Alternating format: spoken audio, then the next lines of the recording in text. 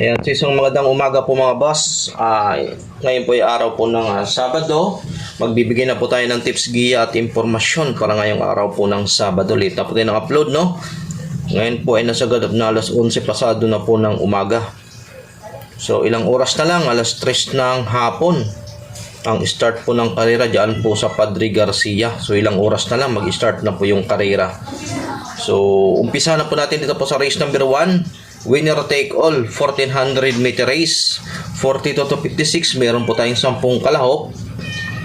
Para po sa akin, first choice ko itong numero 6, Borderline, isang imported na kabayo. Mababa po sa laban mga bayang karista. Kaya para po sa akin, first choice ko po yan, itong Borderline, mababa na po ito sa laban. Second choice ko, American Poraya na numero 9, mababa na rin po yan sa laban mga bayang karista. Kaya dito sa race number 1, dalawa po tayo, Borderline tsaka American Poraya. Pero paalala, itong race number 1, kapag natalo itong dalawa na ito, maganda na po yung ibibigay ng winner take all. So bagsakan po, pero para po sa akin, itong dalawang kabayo na imported, tingin ko mababa na po yan sa laban dito. Sa mga hindi pa nakapag-subscribe, subscribe na po ito sa ating YouTube channel, mga bayang karisa. Sa mga hindi pa nakapag-subscribe, pakisupport na lang po. Proceed po tayo race number 2, pick 6, 1400 meters, 42 to 56. Meron po tayong 8 kalahok.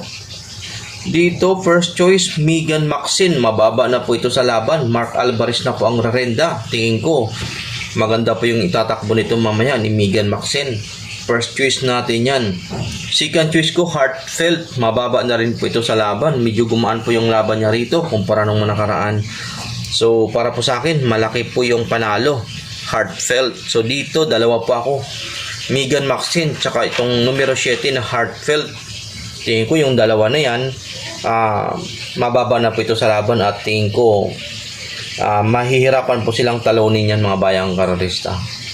Race 3 po tayo, pick 5, 1400 meter race, 42 to 56, meron po tayong 8 kalahok. First choice, Love Ko To.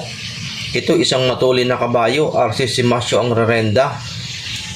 Isang apprentice na jockey, pero magaling po yan mga bayang karista. Love Ko To, RC Simasyo. Tingin ko, malaki ang chance, malaking malaki. Second choice ko, itong Super Majority. Super Majority, GL Ciego ang rerenda.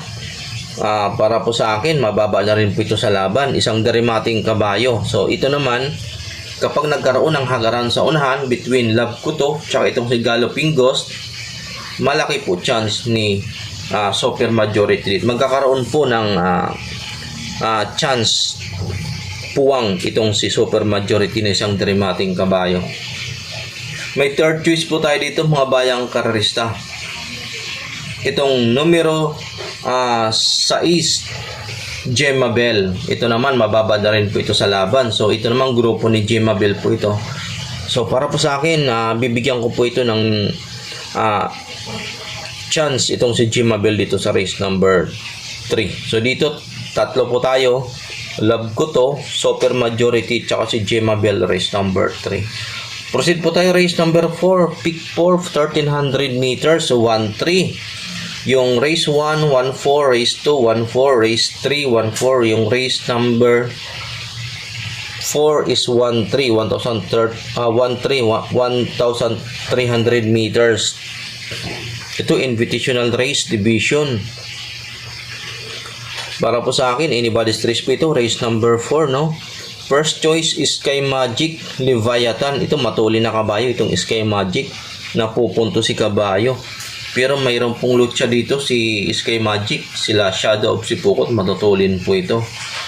So, first choice ko yan, Sky Magic Leviathan. Second choice ko, itong Fly With The Wind, Mark Alvarez na ang rerenda. Tapos third choice ko, itong kinapos ng remate nung nakaraan, Pretty Penny. So, tatlo po ako dito. Sky Magic, Leviathan, Couple in Trip, Fly With The Wind, tsaka Pretty Penny po ako, race number 4. Race number 5 na po tayo, 1400 meters, 42 to 56. Dito meron po tayong siyam na kalahok. First choice, Phil the Born imported. Ito mababa na po ito sa laban mga bayang karista. Tingin ko pwede na po ito suluhin. Phil the Born, mababa na po ito sa laban. Second choice ko po, Grand Laughter. Ito naman, tingin ko, nagpapadihadula po yung connection po nito. Pero, mababa po yan sa laban. Pag kinalabit po yan, malaki po yung chance. So, dito, dalawa po ako. Feel the Burn lang, tsaka Grand Laughter. Kasi itong dalawa na ito, tingin ko, mahihirapan na silang talunin. So, race number 6 na po tayo, 1400 meters, 1741. May 7 kalahok po tayo dito. Itong race number 6, same as race number 4. Mababang grupo, anybody's race po ito, mga bayang karesta. So dito, first choice, Modern Stroke. Ito naman may 1.28 po ito sa 1400 meters sa kanyang best time record. Mababa na po sa laban yan, mga bayang. Pag kinalabit po yan, tingin ko mahirapan po silang talunin itong si Modern Stroke. Second choice ko po, Clairvoyant. Pabs M. Caballejo, may 1.28.8. Tingin ko, isa po ito sa magtatangkang talunin si Modern Stroke. At third choice ko, si Marengo na isang matuli na kabayo. Mababa po sa laban yan. So, ito, Apprentice Jockey GB Pilitro. So, ito, minus kilogram po ito dahil Apprentice Jockey. So, dito, tatlo po tayo, Modern Stroke, Clairvoyant, tsaka Marengo. Race number 6, long shot po itong Marengo na to. Race number 7 na po tayo, Paratingan, 1400 meters, 1741. Sa mga hindi po nakapag-subscribe, subscribe na po kayo mga boss sa ating YouTube channel. Dito first choice, Lady Bug Red. Mababa na po ito sa laban. Nung nakaraan, kinalabit pero kinapos po ito ng remate.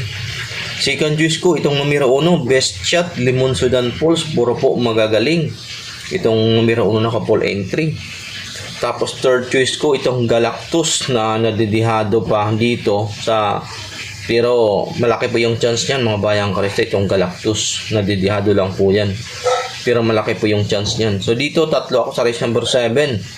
Ladybug Red, numero 1, Best Shot, Limon Sudan Falls, tsaka Galactus na numero 3. So yan po yung ating tips para po sa araw po ng Sabado. Sana mga tulong, maraming salamat po sa pagkantabay. Pakishare na lang po ng ating video kasi mamayang alas 3 ng hapon ang start po ng karera dyan po sa Padre Garcia. Late na po tayo na upload, pasensya na po kayo at magandang umaga po sa inyong lahat.